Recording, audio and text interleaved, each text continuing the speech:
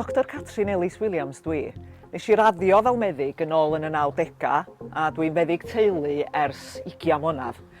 Wrth gwrs mae sefyllfa'r gwasanaeth iechyd yng Nghymru yn bwysig i mi fel meddyg, ond mae o'n bwysig i ni gyd. Da ni gyd yn defnyddio'r gwasanaeth rhywbryd neu gilydd.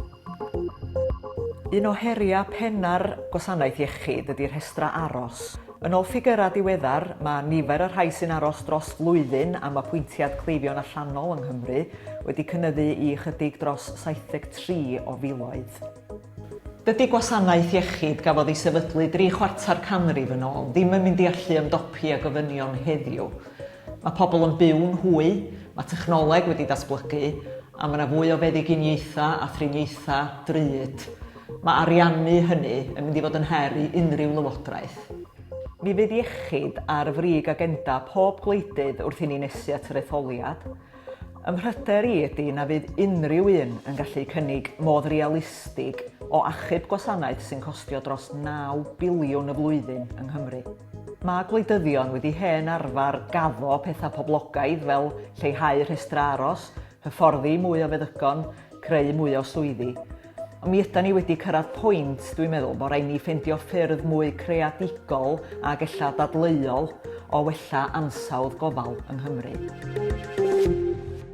Dwi'n meddwl bod ti'n bryd i wleidyddion bob plaid dod at ei gilydd mwyn gwneud penderfyniad trawsbleidiol ar ddyfodol y gwasanaeth iechyd. Cytundeb lle na fydd ddim rhaid i un blaid wleidyddol gymryd y bai am dranc y gwasanaeth iechyd gwladol. Yn barod, da ni'n gweld mwy a mwy o bobl yn talu am ofal preifat, ac yn y marn i, dwi'n meddwl, dylia ni feddwl am ffyrdd o hwyluso cydweithio rhwng y gwasanaeth iechyd gwladol a darpariaeth gofal breifat. Mae'n bryd ni gydnabod, dwi'n meddwl, bod y sector iechyd breifat yma i aros. Mae'r gwasanaeth iechyd gwladol mewn dyfroedd mor ddyfnion erbyn hyn, a phobl yn aros mor hir am driniaetha, dydyn nhw'n gweld bod na ddewis heb law talu am ei gofal.